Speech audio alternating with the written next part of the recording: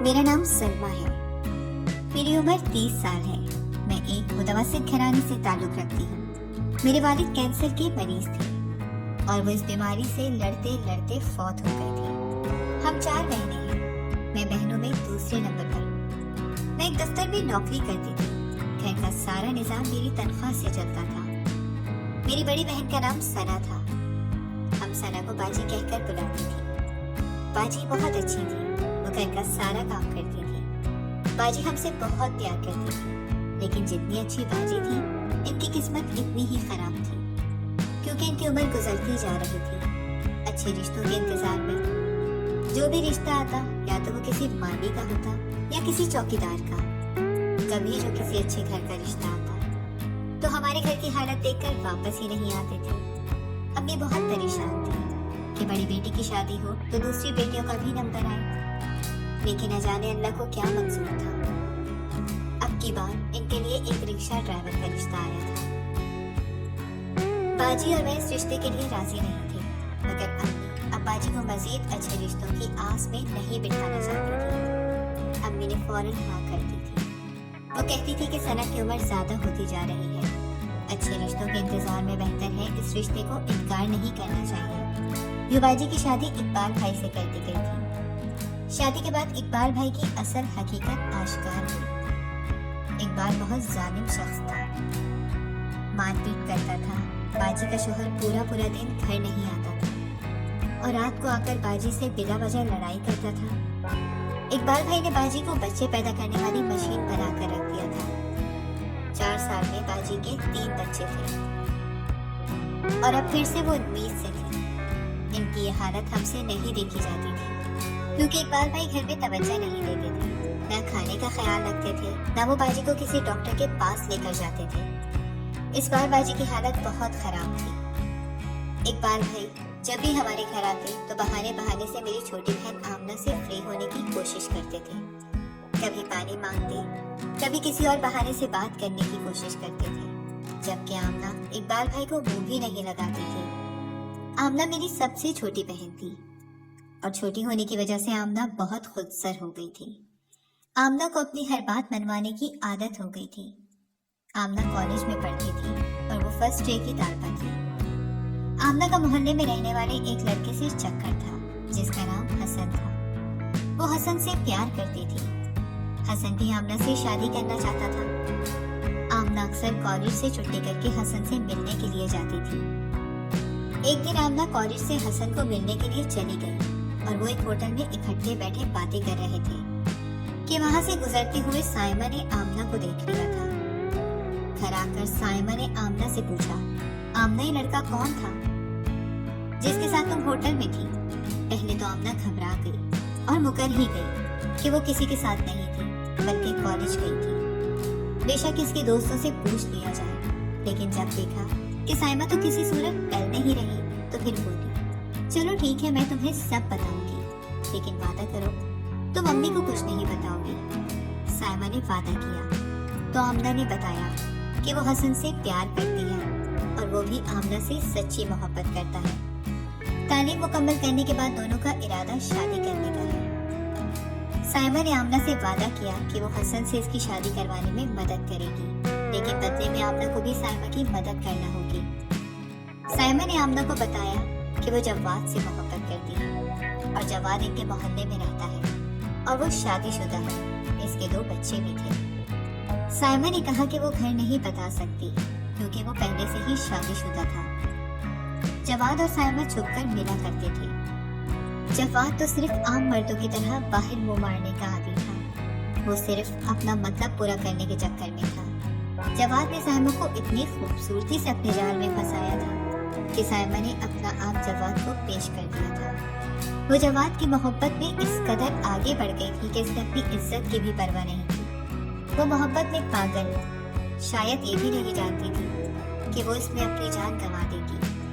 اب وہ دونوں اکثر ملتے تھے. کچھ ٹائم بعد جب ایک دن سائمہ کو اچانک الٹیاں شروع ہو گئی اور وہ ڈاکٹر کے پاس گئی تو اس کے پیروں کے نیچے سے زمین نکل گئی. وہ ماں بننے والی تھی، بن بیاہی ماں.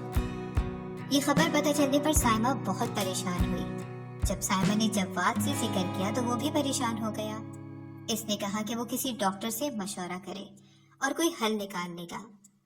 سائمہ نے بہت منتیں کی کہ وہ اس سے شادی کر لے، ہمارے رشتے کو نام مل جائے گا، مگر جواد نہ مانا۔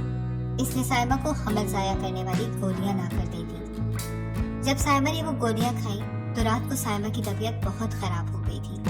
اس کے پیٹ میں بہت درد تھا اور وہ درد کے مارے تڑپ رہی تھی۔ اس کے رونے کی آواز سن کر میں اور امی جاگ گئے تھے۔ اس کی تکلیف ہم سے دیکھی نہیں جا رہی تھی۔ امی کو سائمہ نے بتایا کہ وہ ماں بننے والی تھی اور اس نے اپنی حمل ختم کرنے والی گولیاں کھائی ہیں۔ یہ سن کر امی پریشان ہو گئی تھی۔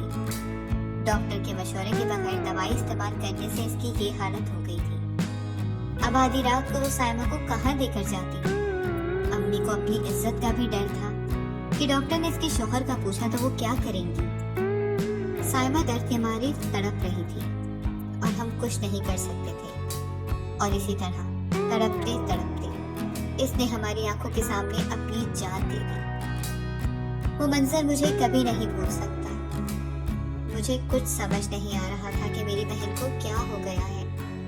میں زور زور سے رونے لگی تو میری ماں نے مجھے چپ کروایا اور سمجھایا کہ اگر یہ بات گھر سے باہر نکلی کہ سائمہ شادی سے پہلے ہی حمل سے تھی تو تمہاری اور آمنہ کی شادی کیسے ہوگی؟ کون رشتہ لے کر آئے گا؟ چنانچہ اس بات کو یہیں پر ختم کر دو۔ امی نے سب کو یہی بتایا کہ سائمہ کے پیٹ میں اپینڈکس تھا، جس کے پھٹنے کی وجہ سے وہ مر گئی۔ ابھی ہم سائمہ کے غم کو بھی نہ بھلا پائے تھے کہ ایک رات ایک دردناک خبر ہمیں ملی۔ میری بڑی باجی جو کہ چوتھی بار حمل سے تھی، ان کی طبیعت بہت خراب ہو گئی تھی۔ ان کی ڈیلیوری کا وقت نزدیک تھا۔ وہ درد سے تڑپ رہی تھی اور اقبال بھائی کی منتیں کر رہی تھی کہ وہ اسے ہسپتال لے جائیں، لیکن اقبال بھائی نے ان کی ایک نہ سنی۔ باجی کی حالت بہت خراب تھی، انہیں کسی کی مدد کی ضرورت تھی، لیکن اقبال بھائی نے انہیں اسپتال نہ پہنچایا، جس کی وجہ سے میری پیاری باجی موت کے منہ میں چلی گئی تھی۔ ان کا بچہ بھی ان کے پیٹ میں مر گیا تھا۔ جب اقبال بھائی نے باجی کی یہ حالت دیکھی تو امی کو فون کیا اور جلدی سے بلایا۔ امی جب گئی تو باجی بیڈ پر مردہ حالت میں پڑی تھی۔ امی نے باجی کو ہاتھ لگا کر دیکھا، لیکن وہ سانس نہیں لے رہی تھی۔ ہمارے لیے یہ رات کسی قیامت سے کم نہ تھی۔ باجی کے 3 چھوٹے بچے رو رو کر پاگل ہو رہے تھے، مگر اب بھی دیر ہو گئی تھی۔ اقبال بھائی کی لاپرواہی کی وجہ سے میری بہن موت کے منہ میں چلی گئی تھی۔ میری باجی کو پرے ہوئے 40 دن بھی نہ ہوئے تھے کہ اقبال بھائی نے ایک اور حیرتناک بات امی سے کی۔ امی یہ بات سن کر پریشان ہو گئی تھی۔ امی نے جب یہ بات مجھے بتائی تو میں بھی سن کر بہت پریشان ہوئی، کیونکہ اقبال بھائی نے امی سے کہا تھا کہ وہ آمنہ کی شادی اقبال بھائی کے ساتھ کر دیں، کیونکہ جس طرح سائمہ نے شادی سے پہلے کسی کے ساتھ ناجائز تعلق رکھے تھے، جس کی وجہ سے وہ ماں بننے والی تھی اور وہ دوائی کھانے کی وجہ سے مر گئی تھی، تو یہ نہ ہو کہ آمنہ بھی ایسا ہی کوئی گل کھلائے، تو بہتر ہے کہ آپ عزت سے آمنہ کی شادی مجھ سے کر دیں، کیونکہ میں جاب کرتی تھی، اچھا کماتی تھی، تو میرے بھی بہت سے رشتے آتے تھے، لیکن میری امی شادی نہیں کرنا چاہتی تھی، کیونکہ انہیں ڈر تھا کہ اگر انہوں نے میری شادی کر دی تو گھر کا خرچہ کس طرح چلے گا۔ میرا جو بھی رشتہ آتا امی کسی نہ کسی بہانے سے منع کرتی تھی۔ مجھے بات اچھی نہیں لگتی تھی، میں بھی انسان تھی، میری عمر کی لڑکیوں کے بچے بھی تھے، مگر میری ماں نے میرے بارے میں کچھ نہیں سوچا تھا۔ لیکن اب میں فیصلہ کر چکی تھی کہ اب اگر کوئی رشتہ آیا تو میں کسی صورت امی کو انکار نہیں کرنے دوں گی۔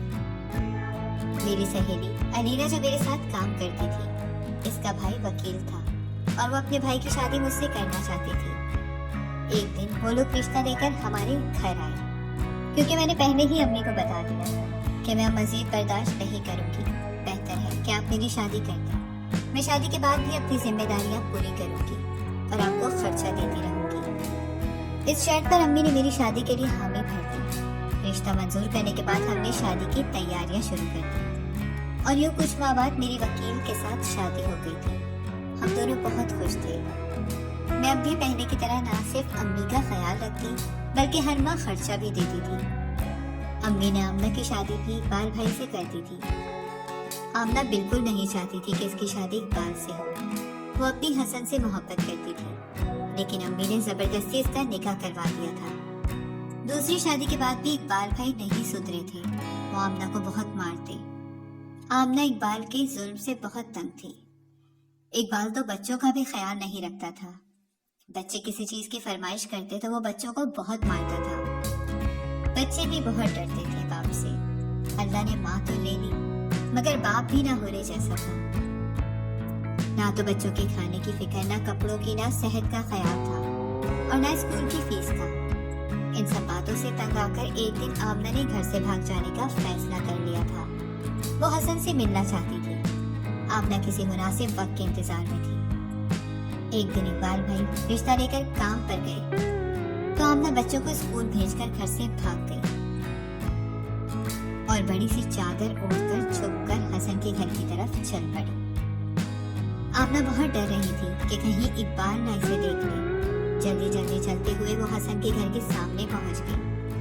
آمنہ نے دیکھا کہ حسن کا گھر پھولوں سے سجا ہوا تھا۔ آمنہ کا دل زور زور سے دھڑک رہا تھا۔ گھر کے اندر داخل ہونے پر آمنہ پر آسمان ٹوٹ پڑا، کیونکہ وہ جس حسن کی آس میں گھر چھوڑ کر آئی تھی وہ تو کسی اور کے ساتھ نکاح کر رہا تھا۔ وہ حسن جو اس سے محبت کرتا تھا، اس کے ساتھ جینے مرنے کے وعدے کرتا تھا، آج کسی اور کا ہو گیا تھا۔ آمنہ سے یہ برداشت نہیں ہوا اور وہ تیزی سے وہاں سے واپس گھر کی طرف روانہ ہو گئی۔ اقبال ابھی تک گھر واپس نہیں آیا تھا۔ آمنہ نے اپنے آپ کو اس طرح کر لیا جیسے وہ گھر سے کہیں گئی ہی نہ تھی، اور وہ گھر کے کام میں لگ گئی۔ سب سے پہلے آمنہ نے گھر کی صفائی ستھرائی کی، پھر کھانا پکا کر رکھا۔ اس سے پہلے وہ گھر پر توجہ نہیں دیتی تھی، لیکن اب اس نے اپنی قسمت سے سمجھوتا کر لیا تھا۔ وہ جان گئی تھی کہ یہی اس کا گھر ہے، شاید یہی اس کی قسمت میں لکھا تھا۔ چنانچہ جب بچے اسکول سے واپس آئے تو آمنہ نے بچوں کو نہلانے کے بعد صاف کپڑے پہنائے اور کھانا کھلایا۔ آمنہ اقبال بھائی سے نرمی سے بات کرتی، لیکن اقبال بھائی اب بھی اس سے اسی طرح پیش آتے تھے۔ ذرا ذرا سی بات پر مار پیٹ کرتے تھے، سارا دن گھر سے باہر رہتے تھے۔ ایک دن میں اپنی بہن آمنہ سے ملنے کے لیے اس کے گھر گئی تو میں نے آمنہ کی حالت دیکھ کر آمنہ کو کہا کہ وہ میرے ساتھ آ جائے۔ میں اتنی اچھی حالت میں تھی کہ آمنہ کا اچھے سے خیال رکھ سکتی تھی اور اس کی ہر ضرورت پوری کر سکتی تھی، لیکن آمنہ نے میری بات سن کر صاف انکار کر دیا اور میرے ساتھ جانے سے منع کر دیا اور کہا کہ اب یہی میرا گھر ہے اور یہی میرے بچے ہیں۔ اللہ تعالیٰ نے ان سے ان کی ماں چھین لی، اب میں ہی ان کی ماں ہوں۔ ان کی پرورش کرنا ہی اب میرا مقصد ہے۔ اب میں ان کی تعلیم و تربیت کروں گی۔ یہ میرے بیٹے ہیں، میں بھی اگر آپ کے ساتھ چلی گئی تو ان کا کیا ہوگا؟ اقبال جیسے بھی ہے تو میرے شوہر، اور میں ان کی بہت عزت کرتی ہوں۔ اقبال جو بھی گھر واپس آیا تھا، آمنہ کی باتیں سن کر اس کی آنکھیں کھل گئیں اور وہ وہیں سے واپس پلٹ کر دوسرے کمرے میں چلا گیا۔ آہستہ آہستہ اقبال بھائی بہت بدل گئے تھے اور وہ آمنہ کا بہت خیال رکھتے تھے۔ اب وہ دن رات محنت کرتے تھے، رکشہ چلاتے اور جو بھی دن بھر کی آمدنی ہوتی لا کر آمنہ کے ہاتھ پر رکھ دیتے تھے۔ آمنہ بہت خوش تھی۔ اب اقبال بھائی اور آمنہ دونوں ہنسی خوشی زندگی گزار رہے تھے۔